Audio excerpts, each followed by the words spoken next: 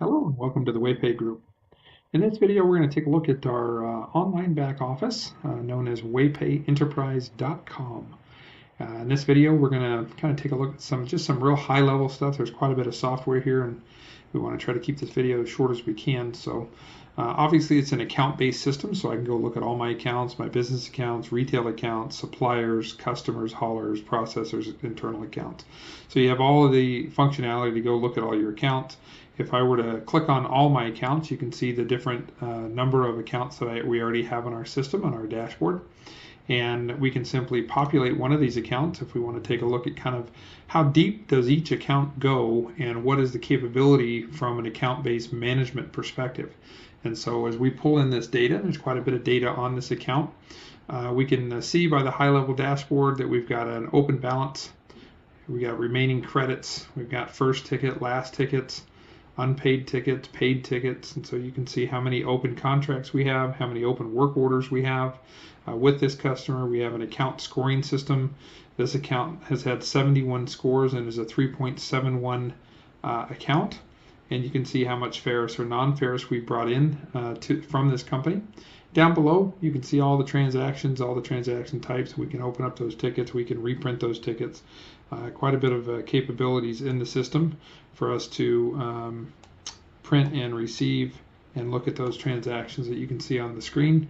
And then, of course, we've got our filter set should we need to start filtering the transaction set that we're seeing here. We can, of course, go into account details. This tells us when the account was created, what kind of an account is it. This is both a customer and a supplier. We can look at any of the business details. We can look at anything such as print on check, account manager, customer codes, tax IDs, etc. We can look at any contacts that are on here. So it's a full contact database as well with integrated phone and email links so that if you're looking at this on your phone or your tablet, you have full access to contact your customers immediately from our system. And of course, I can go look at service locations. Now, service locations can also be known as jobs and or addresses in which you're going to conduct business from or to.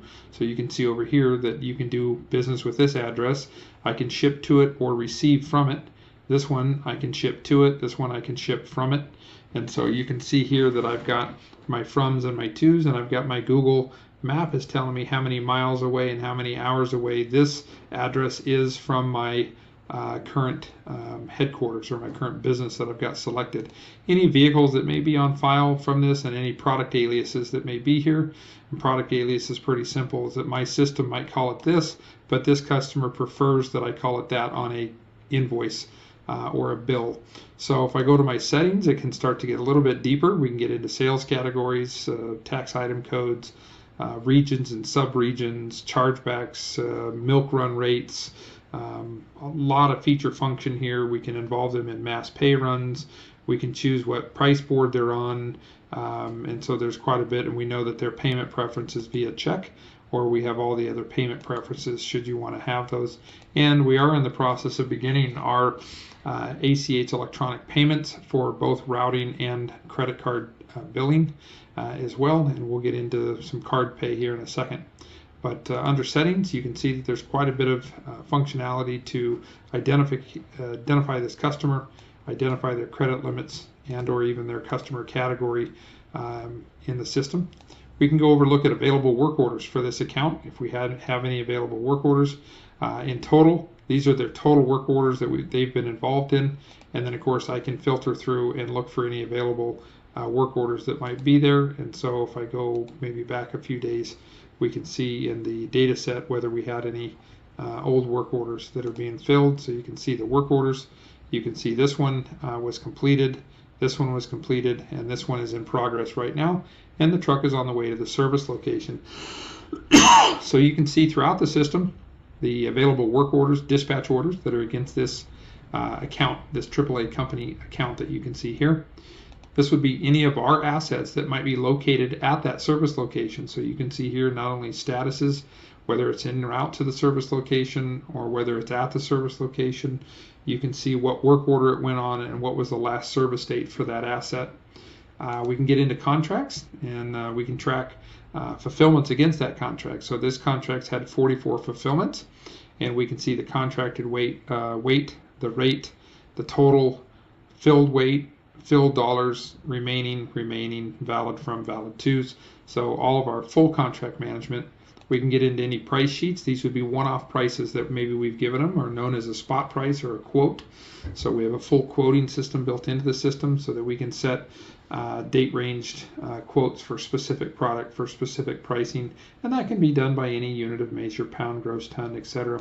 We can get into formula-based pricing. Right now I don't have any formulas that are active, but if I were to go back and click on any inactive ones, I could look at any previously enacted formula prices, and then I could reactivate them by changing the valid date on this if I wanted to reactivate this from a previous formula. So again, everything is date ranged expired, but I could go in and edit that and change it.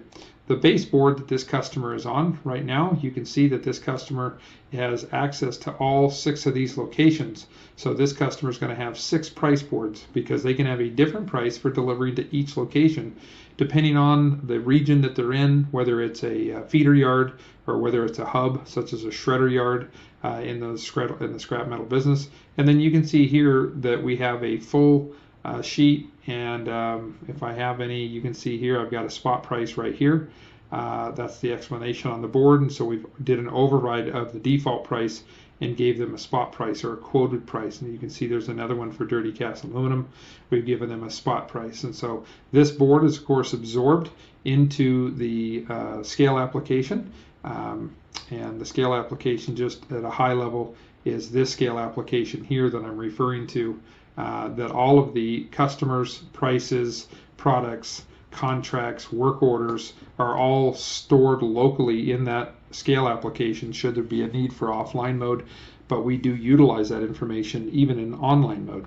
So I can print this price list, I can email this price list if I need to. We can get into any tier pricing. Again, looks like my tier pricing is expired for this account, but I'm going to go ahead and show you any inactive or expired tier pricing, and it's going to show us that we do have some tiers already set up for batteries, for copper, for aluminum cans, aluminum rims. We have multiple tiers that could be set up with expiration dates. And of course, for tiers and contracts, you can use both formula pricing and tier pricing in those. If there was any freight rates involved, we have a full freight engine, whether it's by the miles, whether it's by the hours. And so you can get very specific with servicing specific locations, or just have a freight rate that could service any location. If this company was also a hauler, we get into surcharges and dead freight. Provisional pricing, just kind of a hold on pricing while you wait for your mill pricing to come in. Any associated accounts that they might be affiliated with, any bills that are outstanding. So you can see AR and AP bills here. Any payments that have been made to this company. We need to change probably our date range, because I know I've got payments there, but not within the last 30 days, because you'll notice the system is set 6/1 to 7/1, and today's 7/1, which is why you're not seeing anything in my database. But if I were to clear back to here and apply that, then we might pick up a few bills if there were any in the last few days of the month. So the whole system is set up to give us that ability, and it looks like I didn't have any in the last few days of the month that I chose. We also can hold forms, Mercury forms, CFC forms, and then we get a full card pay system. As I mentioned before, we can issue unpersonalized cards, virtual cards, and we have a full card-based system where you can issue credit cards to your customer, and then you can, or your suppliers, and then you can load those cards through scale transactions. So pretty simple, and again, the system is designed to allow us to see a full account-based management system. And again, we can get into billing, payments, checks, cash drawers. We can get into contracts, whether we have a purchase contract, sales contracts, POs, SOs, hauler contracts, and or quotes. And then we can get into our logistics, which is a full logistics system, which has our active work orders. We can go to all of our schedules, our dock schedule. This would be our yard scheduler for any inbound, outbound activities. That's all on that. We can look at any containers in our container inventory. We can look at our vehicle or truck inventories. And then we can go look at any of our internal haulers, should we have our own trucks. We can look at third-party haulers, should we have any third-party haulers. And we can create freight quotes as well that are associated with all of our dispatch systems. So if I go to internal haulers, for instance, we can go look to see if we have any of our own trucks. And you can see here that if I highlight this load. Let me get it so we can see it on the screen. You can see that this is an outbound load, which is why it's red. Everything in our system is color coded, outbound red, green is inbound, but you can see it's a full system with a full audit trail, and I can fully edit. And so these here, of course, can be dragged to any date range, and so you can see I have unassigned. So a typical dispatcher may see this in a daily view, and they may see their current loads in their daily view. And again, this can be moved to however you need to move it to reassign it should that driver be unavailable. The work orders themselves, the work order form has service types such as drops, swaps, pickups, milk runs. So if you have a milk run drop where we're going to go out and drop a bunch of containers, we can go out and do a milk run swap where we're picking up heavies and bringing back, or delivering empties and bringing back fulls. Or we can just say we're done with that, go pick up a bunch of, if we're servicing multiple accounts, we can go do that brokerage and multi-yard fulfillment for sales if we're picking up from multiple facilities on a sales load. So the system has quite a bit of functionality, and there's logic built into every one of those that changes the form, changes what's the required fields that we need to have. And so, for instance, I can go and say this is a straight load. I can say that I've got a purchase contract, let's say, for this company, and it'll preload my system for me. I can choose an internal driver should I need to choose an internal driver, or I can choose one of my existing drivers that I already have. And so you can see how it assigns the driver and the truck, because the trucks are connected to the driver if that driver was already assigned to this truck. And so quite a bit of functionality. You can make it recurring. You can require image capture, require signature capture, and then here if I needed to make this a recurring or a repeat, I can have this repeat as many times as I need to today, or I can set it up to repeat the same time every day I'm on Monday. If it's a repeat pickup or a swap type of order, you have your full order, and then of course I can then choose to drop that on my calendar, and then that would drop on, you'll notice that I'm on Monday and today is Saturday, so I would need to pick that up and go back to my Saturday date, which would be the 1st, which I probably have my system set. There's this inbound load right here that I just created, and so you can see here that it's sitting under my driver that I've already assigned it. It's already got a contract assigned to it. So the system is a full dispatch system with drivers, assets, driver fulfillments, clear across. So it's a very complete system as it comes to our logistics. And then of course the pricing system is a multi-tier cross-reference price board system. If I get into my purchase pricing, we have price boards. We can update an existing board, change any rejected pricing that your commercial team might have rejected anything, supplier specific formula pricing, tier pricing. We can have mass price updates for our tiers. Should we have, let's say, 100 customers all using the same tiers, or maybe our entire customer base is using the same tiers. And so historical boards and price board history. So this shows you what happened in your pricing system and when things changed. We use an Excel-like controls, so it makes it really easy to update your pricing super fast that we can see here. So let's go back over to pricing, and then under our inventory, you can see that we have inventory positioning, real-time inventory movement. So if I go here, you can see my on-hand inventory, my in-transit inventory, my WIP and finished good tags, and any of my sold inventory can all be inventory positioning. Is a page that we're allowed that we can go in and see how many purchases, how many regrades, how many production movements, if there's any transfers, any adjustments, or any sales within a certain order. And so obviously because today's the 1st, we're pulling 7/1 to 7/1, and so let's go back and just pull maybe from June 1 and let our board update. And if we go back to here, you can see that we've had some regrades, we've had some sales in this. And so if I click on aluminum, I can see the entire group. If I click on the individual commodity, aluminum dirty cast, I then see my instant real-time positioning. So this is how many purchases, what was my before and after, how many regrades, my before and after, did I have regrades coming in or regrades going out. So you can see here any productions, transfers, adjustments, or any sales coming in or going out, and then what's my ending values and my ending averages. So you can see here that I have a 28-cent delta in this date range that I've chosen, and then I can see the historical when these transactions hit, on which date, which time did these transactions hit my database. So I have a full inventory positioning system that allows us to see inventory in real time as it's impacted. So that's an important factor. When I go to inventory movements, you can see pile to pile, production movements, miscellaneous adjustments, cycle counts, physical counts, and then what we did is created templates for your production movements and your pile to pile, so it makes it really easy. Put your input weights in. If you've got a template, it automatically knows your outputs and knows how to allocate the cost and or the waste involved in those inventory movements. So we can get into our marketing platform, which we deal with text message marketing, email marketing, and we can see that email log of all of our email marketing campaigns. And of course, we can get into our analytics, which is having a full analytics dashboard showing us a bunch of different charts and graphs that you would expect in an enterprise system.